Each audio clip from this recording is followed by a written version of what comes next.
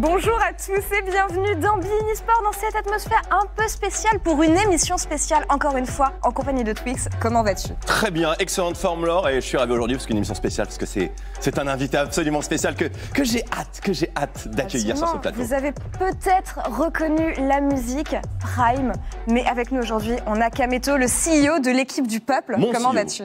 Ça va très bien, ravi d'être avec vous, écoutez, et j'ai hâte de parler de tout ce qui va se passer là. Beaucoup de nouvelles intéressantes avec une annonce très intéressante pour la Carmine Corp hier. On en parlera juste après le sommaire qu'on vous présente tout de suite. Et oui, tout à fait, la Carmine Corp, ce sera au tout début de l'émission. On en parlera de ce superbe projet avec Kameto, avec bien sûr Prime, investis tous deux. Et bien voilà, c'est simplement une nouvelle équipe de Ligue française de League of Legends, de la division 1 de League of Legends en France. Et on en parle avec autant de détails que possible. Avec la PS5 et la Xbox Series, les consoles next-gen sont désormais parmi nous. Mais est-ce que ce boost de puissance peut relancer l'e-sport sur console? C'est notre dossier de la semaine. Et bien sûr, après les championnats du monde de League of Legends, arrive la période de Mercato. Une période très intense, bien entendu, pour toutes les structures, pour toutes les équipes. On a beaucoup de nouvelles à vous donner. Elles seront accompagnées avec les derniers résultats de Rocket League et de Valorant. Tout ça dans le reste des news e-sport, bien sûr, avec notre ami Skipper. Bein Sport, saison 5, émission 5. On y va, Bubu? On y va tout de suite. Et sans perdre plus de temps, on va revenir sur cette annonce hier qui a secoué les réseaux sociaux, l'arrivée de la Carmine Corp en LFL, le projet de Prime et Kameto. On a Kameto avec nous, comme on vous le disait, pour discuter de tout ça. Alors déjà, on sait que le nom change, mais qu'est-ce que ça a de différent par rapport à la Kameto Corp qui officiait déjà en division 2 de LFL l'an passé? Déjà, il y a Prime qui rejoint le projet, donc c'est une grosse tête d'affiche, donc il fallait que les gens soient au courant. Il était là depuis le début, mais comme je l'ai expliqué, on a dû prendre le projet un peu en urgence pour récupérer une équipe à l'époque. Et à l'époque, j'avais mon délire de Kameto Corp. Du coup, ça s'est instauré. À la base, ça devait pas du tout s'appeler Carmine Corp ou K-Corp. Ça devait s'appeler Sharks. Ouais. Avec un logo de requin. Bon, c'était n'importe quoi. Et au final, moi, j'ai lancé le projet. Et le délire K-Corp, ultra fumigène, ça a super bien pris. Les gens, ils suivaient ça tous les week-ends comme des oufs. Et du coup, on s'est dit, on peut pas changer le K-Corp. On peut pas venir après 6 mois et leur dire, les gars, c'est fini, c'est tout ce délire, vous êtes les Sharks maintenant. Du coup, on est resté sur K-Corp. Ouais. Il y a déjà beaucoup de personnes qui ont commandé leur tifo, Kameto, donc forcément, ça ferait office de mauvaises nouvelles. Alors Prime, évidemment, qui n'est pas avec nous aujourd'hui, puisque voilà, il y a quelques petits problèmes techniques sur le speedboat. Mais évidemment, c'est un profil extrêmement intéressant qui, comme tu l'as dit, a été rendu officiel via ton annonce, mais il est investi dans le projet, bien sûr, depuis les sources. Alors Prime, bien entendu, c'est un profil qui est différent des personnes qui sont investies de manière générale dans ce genre de projet, un profil nettement plus orienté artistique, même s'il a toujours été très proche du jeu vidéo, notamment par son explosion sur YouTube, principalement sur FIFA. Mais aujourd'hui, donc, ce profil-là, comme ça a été dit dans ta conférence de presse, a pour but de plutôt s'orienter et se spécialiser dans le côté business de ce que représente une culture. Est-ce que tu peux nous parler un petit peu plus de l'impact et de la spécialisation de Prime au sein de la Carmine Corp? Déjà, on va parler du merch. Tout ce qui est merch, lui, c'est sa spécialité. On l'a vu il a sa marque Narcissique qui marche très très bien. Du coup, il connaît tous les rouages du métier. Là où nous, par exemple, on avait un peu de lacunes sur ça. Il y a aussi son expérience sportive. C'est-à-dire qu'en termes de management, ou savoir parler aux joueurs, tout ce qui est humain et tout, il va pouvoir apporter un gros plus. Quand tu parles à Prime, tu vois direct que le mec est cool, le mec est tranquille. Puis un grand performeur aussi. Ouais, exact. Il a pu faire de grandes choses.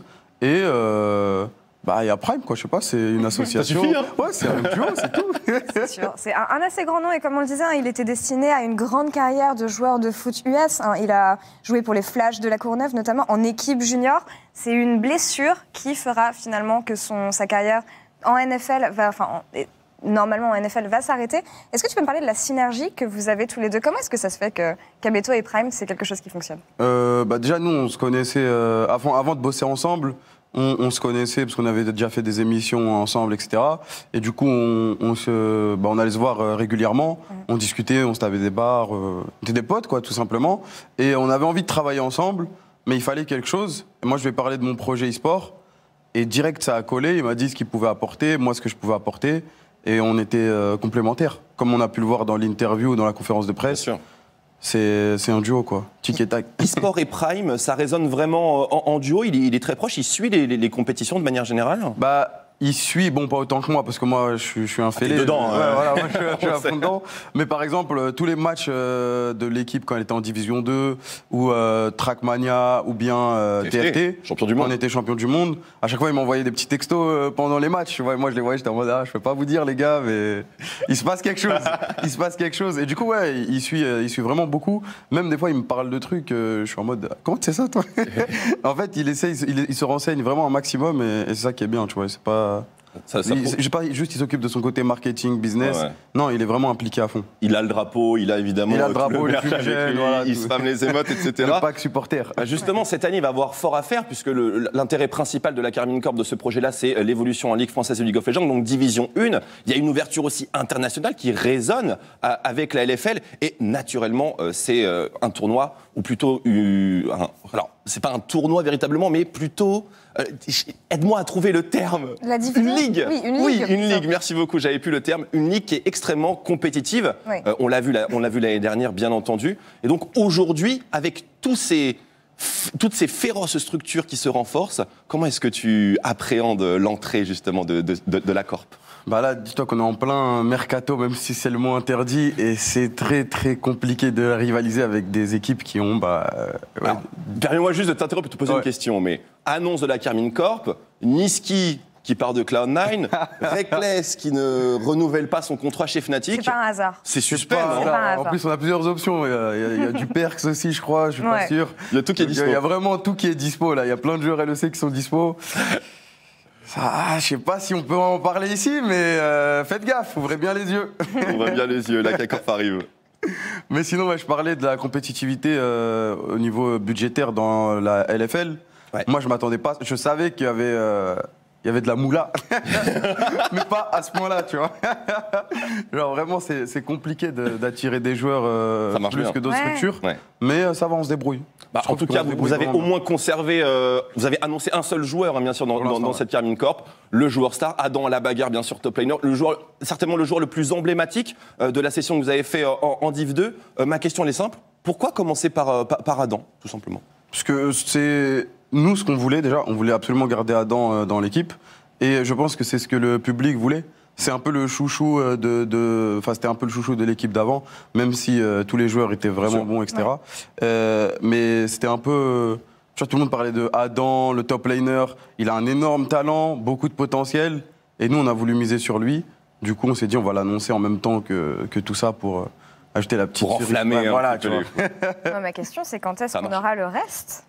Le reste, là, c'est en pleine négociation, discussion, etc. Donc, tu peux rien annoncer pour l'instant. Mais dès qu'on aura tout signé, dès que tout sera set-up, c'est parti. Bon. Moi, j'attends que ça. C'est lancé directement sur Carmine Corp, on l'imagine, pour toutes les premières annonces. On a hâte. Ça va faire du bruit. On parlera des rivalités un petit peu plus tard. Mais avant ça, alors, on a parlé de League of Legends. Évidemment, Carmine Corp, ça sera essentiellement en LFL. Mais vous êtes aussi présent sur Trackmania et sur TFT, comme on l'a dit. Champion du monde. Champion du monde. Champion du monde, en plus, rien que ça. Champion d'Europe, champion du monde. Rank 1 pour l'instant, là, ça fait une semaine. Ça commence fort. Je sais qu'on en avait un petit peu parlé pendant la conférence de presse, mais alors...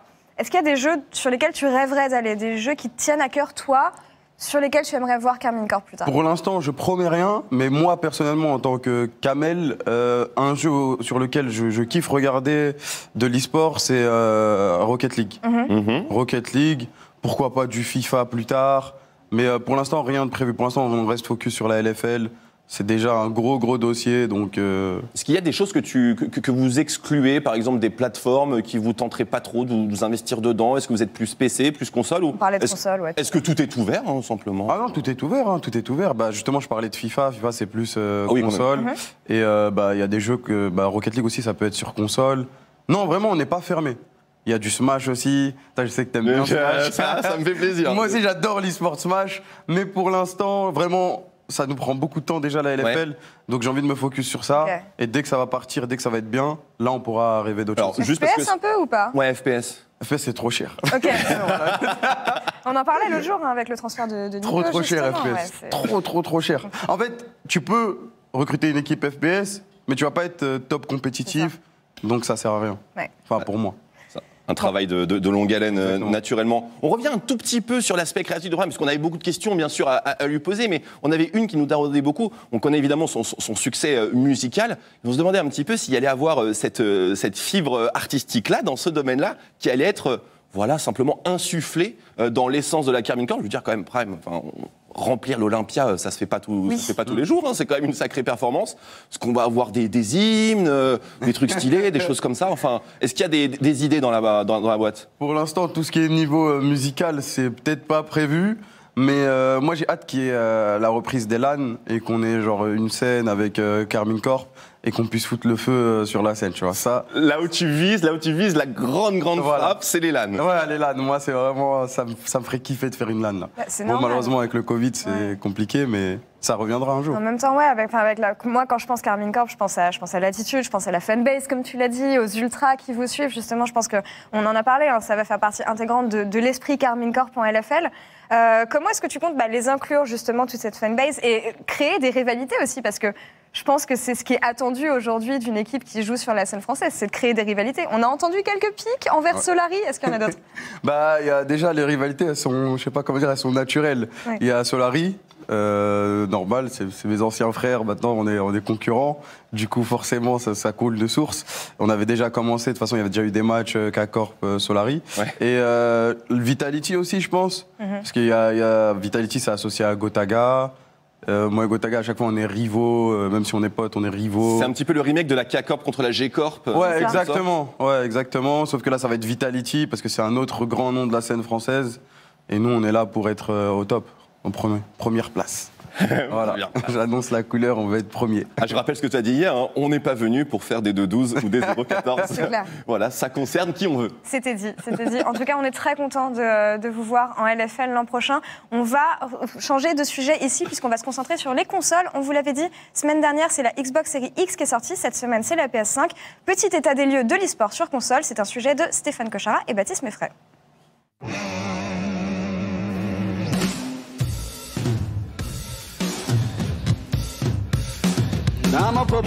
Ça y est, la PlayStation 5 et les Xbox Series arrivent tout doucement dans les salons.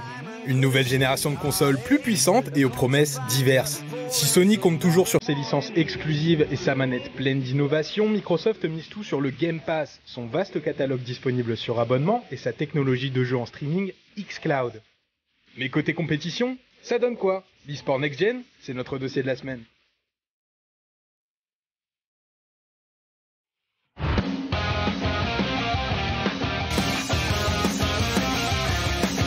Support officiel des compétitions Call of Duty et FIFA au début des années 2010, la Xbox a longtemps été le support privilégié de l'e-sport console.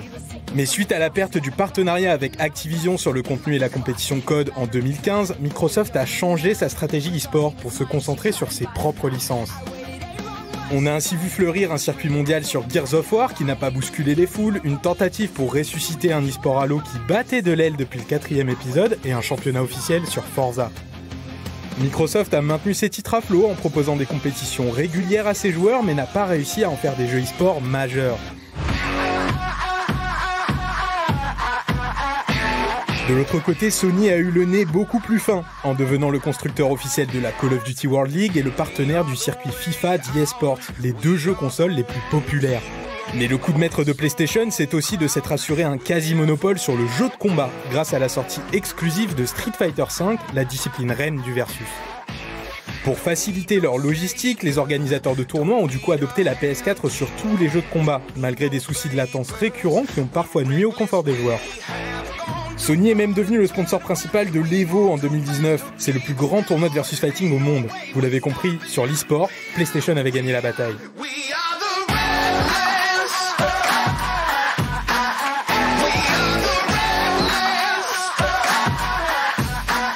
Et cette nouvelle génération peut-elle redistribuer les cartes? Eh bien, côté Xbox, pas grand changement, on va continuer de miser sur les jeux maison. Mise en pause depuis 2018, les Halo Championship Series reprendront dès la sortie de Halo Infinite en 2021. Sentinels, le club de Bugha, le champion du monde Fortnite, a signé l'équipe de Snakebite, Royal 2, Frosty et Lethal, considérée comme la meilleure équipe de l'histoire et double championne du monde sur Halo 5.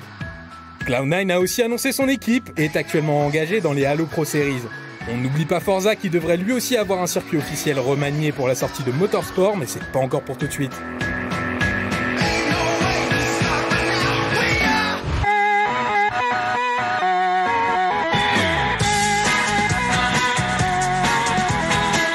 En revanche, côté Sony, on perd un soldat, puisque la Call of Duty League ne se jouera plus uniquement sur PS4 en 2021. Les joueurs de la Ligue franchisée gardent les manettes, mais évolueront sur PC, et le circuit Challenger se jouera sur PC, PlayStation et Xbox en cross-platform. Sony semble aussi avoir réduit sa force marketing sur FIFA, la compétition reste cross-platform et aucun événement annoncé par EA n'est sponsorisé par la marque Nippon pour le moment. Et ça, même si le jeu de foot reste un pilier de l'e-sport console.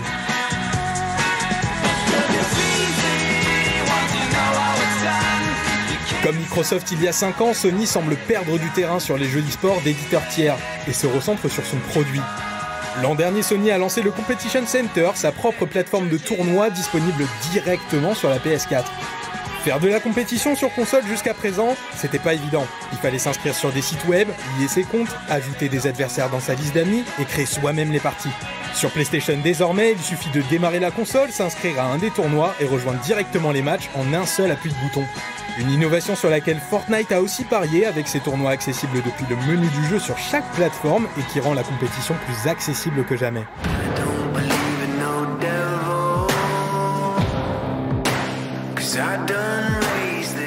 Si les ligues et jeux e-sport majeurs comme League of Legends ou Counter-Strike sont pratiqués exclusivement sur PC, l'e-sport console n'est pas en reste.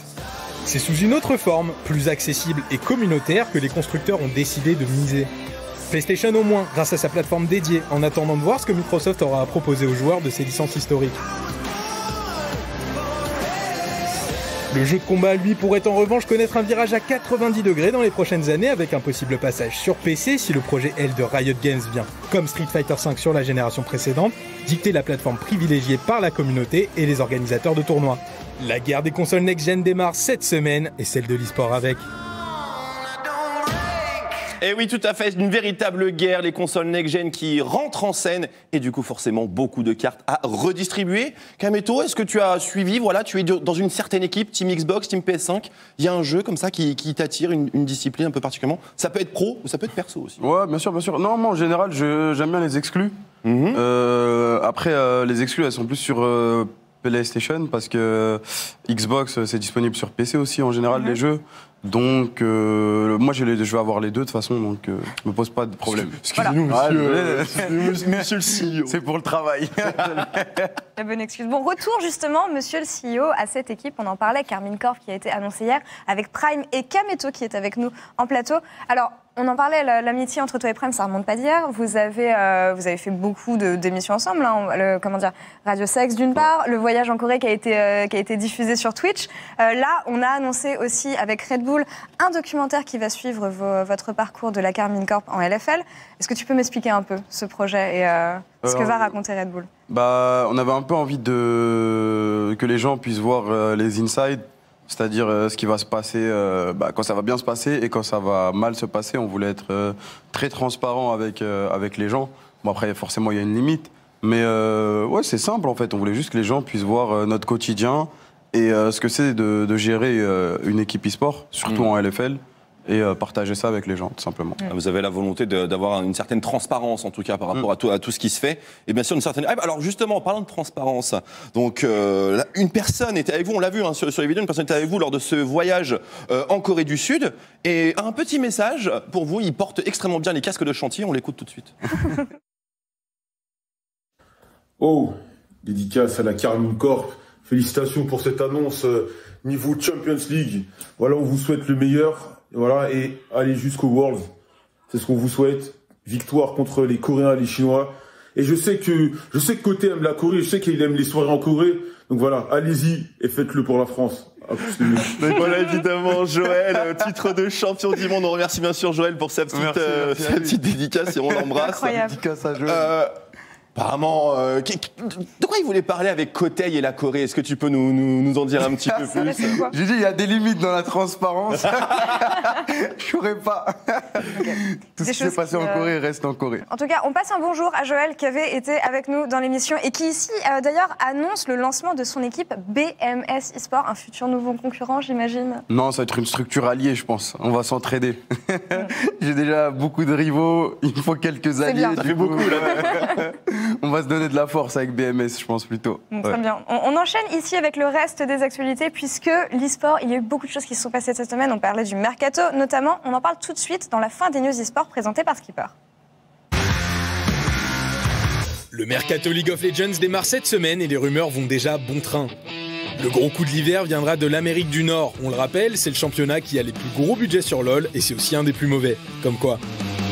Non qualifié au dernier championnat du monde malgré un titre au printemps, Cloud9 aurait trouvé un accord avec le club européen G2 eSport pour le transfert de son capitaine Perkz. Le Croate souhaite retrouver sa mid lane l'année prochaine, mais chez G2, le poste est occupé par Caps, le meilleur joueur d'Europe. Il n'a donc pas vraiment d'autre choix que de quitter le club de son cœur, chez qui il évolue depuis 5 ans. Une opération à 5 millions de dollars pour Cloud9. Le Belge Nisqy fait lui le chemin inverse et devrait signer son retour dans le championnat européen chez Fnatic, un club qu'il connaît bien puisqu'il s'est révélé dans leur équipe B en 2017.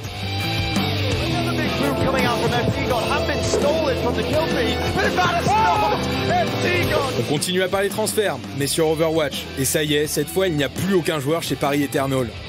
Le Coréen Xi rejoint les anciens franciliens Sparkle et Hanbin chez Dallas Fuel et le français FD God a signé dans le prestigieux club des San Francisco Shock, le double champion de l'Overwatch League. C'est donc une toute nouvelle équipe qui portera le maillot de la capitale la saison prochaine. Du drama, on en a aussi eu sur Valorant. Ce week-end avaient lieu les qualifications pour First Strike, le premier tournoi majeur sur le FPS de Riot Games. La première surprise, c'est que G2, l'équipe qui domine largement les débats en Europe depuis le lancement du jeu, a perdu contre Guilty Sport 10-13 et devait être éliminé du tournoi. La deuxième, c'est que le club détenu par David Beckham a été disqualifié dans la foulée pour une action litigieuse. La combinaison de pouvoirs utilisée par Guild pour obtenir cet angle de vue a été considérée par Riot comme une exploitation de bug. Le match n'a pas été rejoué et G2 a directement pris la place de Guild en play-off, sanction sévère. On termine les news de la semaine avec du Rocket League et la victoire de BDS dans le premier tournoi hivernal des RLCS saison 10. Extra, Monkey et Marc ont dominé Renault Vitality en finale en s'imposant 4-1. Déjà sacré champion d'automne, le trident franco-espagnol continue sur sa lancée. BDS, encore une fois vainqueur. Merci beaucoup Skipper, des news absolument divines. Encore une fois, tu l'as vu, Team Nisqy. Voilà. Forcément, le mercato est très animé. On a commencé avec une éventuelle rumeur de Perkz en Amérique du Nord, mais du coup Nisqy qui n'est plus chez Cloud9. Nisqy dont on ne connaît pas la destination. Alors, je te pose pas de questions inconfortables, mais simplement, Nisqy, une grande figure, bien sûr, du paysage e-sportif francophone, pour le coup. Il a réussi, bien sûr, il a réussi à s'exporter en Amérique du Nord et ça s'est absolument merveilleusement bien déroulé. Maintenant, je sais que tu es très proche de lui, etc.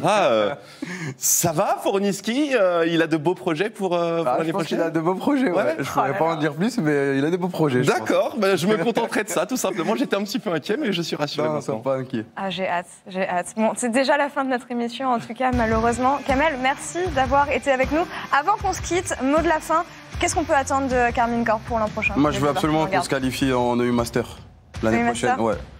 Et après, en EU Master, ce qui se passera là-bas, ça va être fou. Tu parlais de LEC en conférence de presse la dernière fois, Sky is the limit pour Karmine Corp. Ouais. Les Worlds, c'est la limite, mais pour l'instant, la LEC, on va prendre notre temps. On va se concentrer sur la LFL et se qualifier en EU Master. Absolument. Et on te retrouvera même au CAS d'ailleurs l'an prochain parce que tu disais, tu vas absolument tout faire. Kameto, vous pouvez le suivre sur les réseaux sociaux, sur Twitch. Et d'ailleurs, merci à vous si vous nous avez regardé sur Twitch en même temps que Kamel regardait son live. Kamel, encore une fois, merci d'avoir été avec nous. Merci à vous. Twixou, comme d'habitude, merci beaucoup pour avoir carré cette émission. Et on se retrouve dès la semaine prochaine pour un nouveau BeIN Sport. À bientôt.